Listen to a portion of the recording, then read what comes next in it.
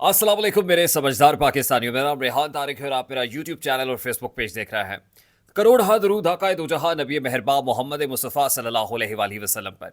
इस दुआ और इस उम्मीद के साथ इस व्लॉग का आगाज़ करते हैं कि अल्लाह रब्बुल इज़्ज़त इस मुल्क के फैसला साजों के दिलों में समझदार पाकिस्तानियों के लिए नरमी पैदा कर दे। DGISI लेफ्टिनेंट जनरल अदीम अंजुम ने 20 नवंबर 2021 को बतौर DGI अपने ओहदे का चार्ज संभाला था। जब DGISI लेफ्टिनेंट जनरल अदीम अंजुम ने ये चार्ज अज्यूम किया तो उसके बाद उनके बारे में ये तासुर आया कि अदीम अंजुम साहब मीडिया से बहुत दूर रहते हैं। वो ख़बरों में आने के भी शौकीन नहीं हैं। वो नहीं चाहते कि उनकी कोई इमेज ब्रांडिंग की जाए या उनसे मुताल्लिक़ को ख़बरें शेयर की जाए या साबिका DGISI की तरह वो बहुत ज़्यादा लाइमलाइट में रहें। एक नया तासुर देने की कोशिश की गई कि DGI जैसे ही तब्दील हुए हैं तो मामलात खासी हद तक तब्दील हो गए हैं। He is not that proactive, I mean media के एतबार से इज़ नॉट दैट प्रोएक्टिव और ना ही वो चाहते हैं कि उनकी खबरें वबरें लगे और मीडिया से बहुत दूर रहते हैं। उसके बाद तकरीबन 1 साल गुजर गया, यानी 20 नवंबर 2021 को वो बतौर DGI अपना चार्ज अज्यूम करते हैं और 27 अक्टूबर 2022 को एक बड़ी प्रेस कॉन्फ्रेंस होती है जिसमें उस वक्त के DGI-SPR major general Babar Iftikhar होते हैं और DGISI लेफ्टिनेंट जनरल अदीम अंजुम खुद जलवागर हो जाते हैं। और जो प्रेस कॉन्फ्रेंस बुलाई जाती है उसमें मीडिया के नुमाइंदे DGISI नदीम अंजुम साहब को अपने दरमियान पाकर बड़ा ताज्जुब का इजहार करते हैं कि they are looking at the DGISI right in front of them who is doing press conference. और इस बात का बरमला इजहार भी किया जाता है। सहाफ़ियों कमोबेश हर सहाफ़ी जो सवाल करता है वो यही सवाल सबसे पहले करता है कि आपको क्या ज़रूरत आन पड़ी, क्या नौबत आ गई कि आज DGISI जो एक सुप्रीमो इंटेलिजेंस एजेंसी का एक टॉप स्पाई ऑफिसर होता है, जो कैमरे से बच के काम करता है, जो बिहाइंड द कैमरा रह के काम करना पसंद करता है, उनको सामने आना पड़ा। तो जो सवालात के जवाबात होते हैं, ख़ासतौर पे बड़ी पॉलिटिकल नौइयत के सवालात ताबड़तोड़ किए जाते हैं और आगे से भी पॉलिटिकल नैरेटिव, आगे से पॉलिटिकल जो काउंटर है उसका वो सुनने को और देखने को मिलता है। DGISI अपनी क्लैरिफिकेशंस देते हैं। ये वो दौर होता है कि जिस वक्त इमरान खान साहब जो बड़ी हार्ड हिटिंग कर रहे होते हैं DGC के ऊपर, ख़ासतौर पे मेजर जनरल फैसल नसीर के ऊपर और फिर contemporary chief of the army staff के ऊपर, ISI के ऊपर, इंटेलिजेंस एजेंसी के ऊपर इतनी ज़्यादा हार्ड हिटिंग होती है कि मजबूरन DGISI को DGI-SPR के साथ आके प्रेस कॉन्फ्रेंस करनी पड़ती है। ये गालिबन वो आखिरी प्रेस कॉन्फ्रेंस थी जिसमें को DGI-SPR ने आके सियासी नौइयत के सवालात के जवाबात दिए थे और DGISI गैर मामूली अंदाज में मीडिया के सामने आ गए थे। उसके बाद DGI-SPR तो तब्दील हो गए और मेजर जनरल अहमद शरीफ साहब ने बतौर DGI-SPR अपने ओहदे का चार्ज अज्यूम कर लिया। उसके बाद सियासत के अंदर खासी तेज़ी आई, पकड़ धकड़ भी हुई, 9 मई भी हो गया, लेकिन उस अंदाज में कोई प्रेस कॉन्फ्रेंस नहीं आई जैसी हमने 27 अक्टूबर 2022 को देखी थी। उसके बाद DGI-SPR ने भी ज़्यादा बिहाइंड द कैमरा रह के काम करना पसंद किया। इवन ISPR के ट्विटर हैंडल से भी वो एक्टिविटी दिखाई नहीं दी जो कभी पहले दिखाई देती थी।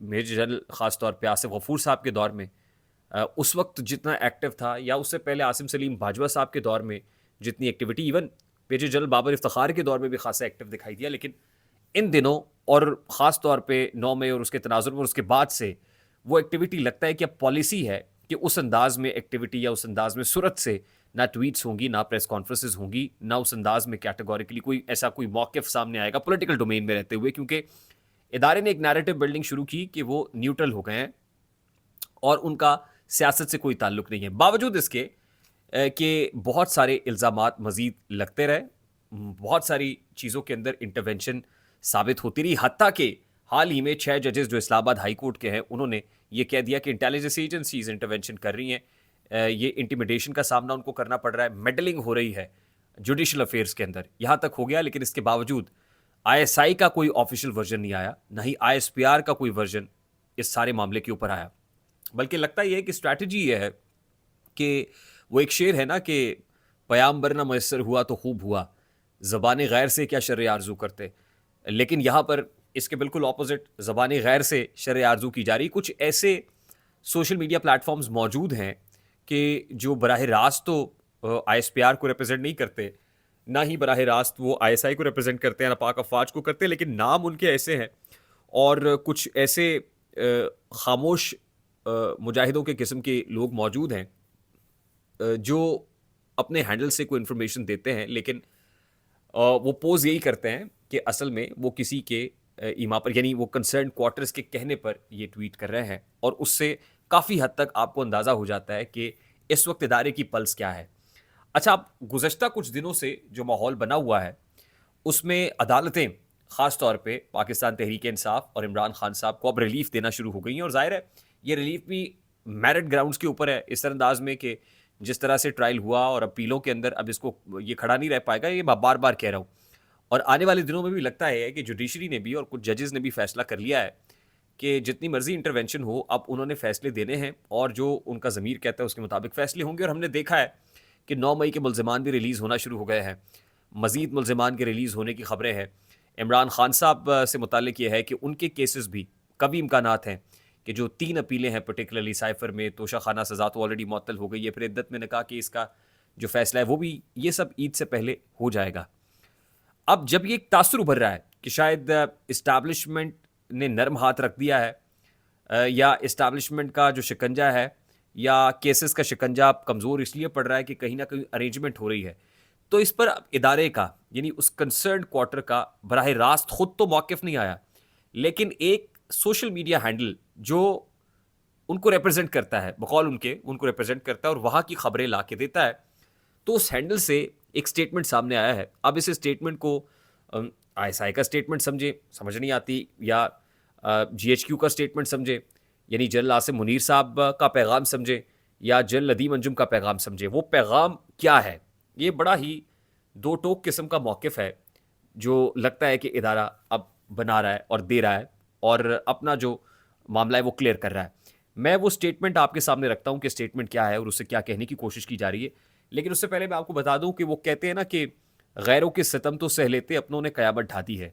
तो पाकिस्तान मुस्लिम लीग नून के लिए यही आलम है, एक एक करके अपनी ही क़यादत के ख़िलाफ़ बोल पड़े हैं, या उस फैसले के ख़िलाफ़ बोल पड़े हैं जिस फैसले के तहत पाकिस्तान मुस्लिम लीग नून ने सेंटर में हुकूमत बनाई हुई है।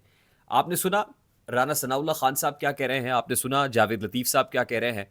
अब एक और साहब हैं, और उनका नाम है अफनानुल्लाह खान। अफनानुल्लाह खान वही साहब हैं, आपको याद होगा जावेद चौधरी साहब के शो में शेर अफजल मरवत के साहब के साथ फटा हुआ था, और मुशाहिदुल्लाह खान साहब के साहबजादे हैं सेनेटर अफनानुल्लाह साहब, और थप्पड़ वाला मामला भी था, और उसके बाद शेर अफजल मरवत का वो स्टेटमेंट खासा मशहूर हो गया था कि प्रोग्राम तो बढ़ गया। तो ये उसी अब ये अफनानुल्लाह साहब क्या कहते हैं, let me just read out for you. ये अफनानुल्लाह साहब कहते हैं जावेद लतीफ़ और पर्टिकुलरली राना सनाउल्लाह के बाद, और ये कहते हैं कि मुझ समेत हमारी पार्टी के बहुत से लोगों के तहफ़्फ़ुज़ात भी हैं और राय भी है कि इलेक्शन में रिज़ल्ट तब्दील हुए हैं। यानी जहां राना सनाउल्लाह साहब ने कहा कि ये टेम्परिंग और फोर्जिंग हुई है, जहां जावेद लतीफ़ साहब ने कहा कि टेम्परिंग और फोर्जिंग हुई है, वहीं अफनानुल्लाह साहब ने भी इस बात का बरमला इतराफ़ कर लिया है कि रिज़ल्ट तब्दील हुए हैं। वो कहते हैं मेरी पार्टी के कुछ लोग समझते हैं, और मैं भी ये समझता हूँ कि रिज़ल्ट तब्दील किए गए हैं, तो ये इट्सेल्फ चार्ज शीट है शहबाज शरीफ के अगेंस्ट और शहबाज शरीफ साहब की हुकूमत के ख़िलाफ़। दूसरा इंपॉर्टेंट मामला ये है कि शेर अफजल मरवत साहब ने अब सुलह का परचम गिरा दिया है, और शेर अफजल मरवत साहब का जो पॉइंट ऑफ व्यू है अब तब्दील होता हुआ नज़र आ रहा है। वो कहते हैं कि मैं पार्टी के तमाम इख्तलाफात को ख़त्म करने का ऐलान करता हूँ, आज के बाद मेरे खिलाफ होने वाले प्रोपेगेंडा पर कोई जवाब नहीं दूंगा, मैं सब कुछ अल्लाह और इमरान खान पर छोड़ता हूँ।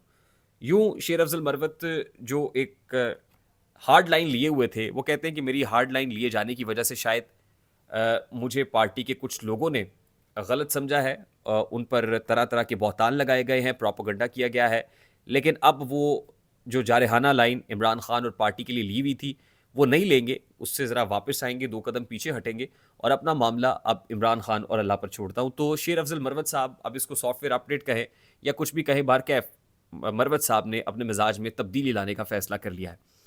अच्छा, अब एक्स पर, ट्विटर पर एक अकाउंट है और मारखोर के नाम से है। अब आपको पता है मारखोर किसका सिंबल है?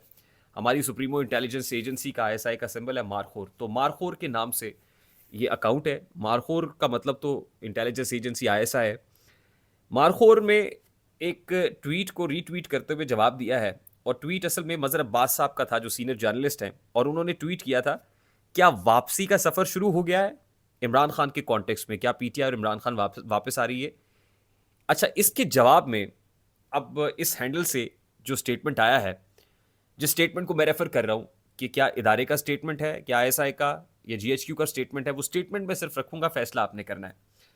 इस ट्वीट के रीट्वीट के जवाब में वो कहते हैं कि पिछले चंद दिनों से कुछ अनासर ये तासुर देने की कोशिश कर रहे हैं कि एस्टैब्लिशमेंट किसी के साथ कोई डील कर रही है।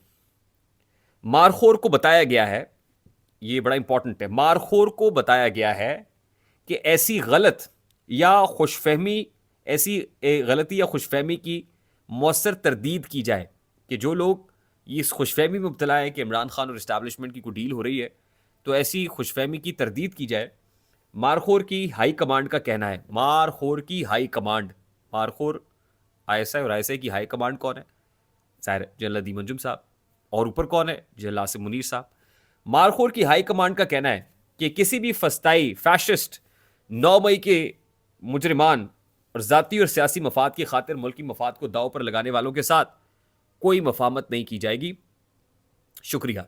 अब मैं सिर्फ आपको ये बता दूं कि मैंने शायद आपसे किसी वक्त शेयर किया था कि इमरान खान साहब के गिर्द जो शिकंजा ढीला पड़ रहा है और अदालतों ने फैसला कर लिया है कि अदालतों ने आइन और कानून के मुताबिक फैसले सुनाने हैं, तो शायद अपीलें की जाएं, उन फैसलों के खिलाफ अपीलें की जाएं। अपीलों के फैसला आने में 3 से 4 महीने लग जाएं और 3 से 4 महीने का टाइम लेके इमरान खान साहब को जेल में रखने का प्लान बनाया जाए। आई होप जो मैं बात कर रहा हूँ वो आप तक पहुँचेगी। अगर पहुँच जाए तो वीडियो को लाइक और शेयर करना मत भूलिएगा। चैनल पे नए हैं तो चैनल को सब्सक्राइब कर दीजिएगा, बेल आइकन जरूर दबाइएगा। मुझे रेहान तारिक को इजाज़त दीजिए, अपना बहुत सारा ख्याल रखिएगा। अस्सलाम वालेकुम।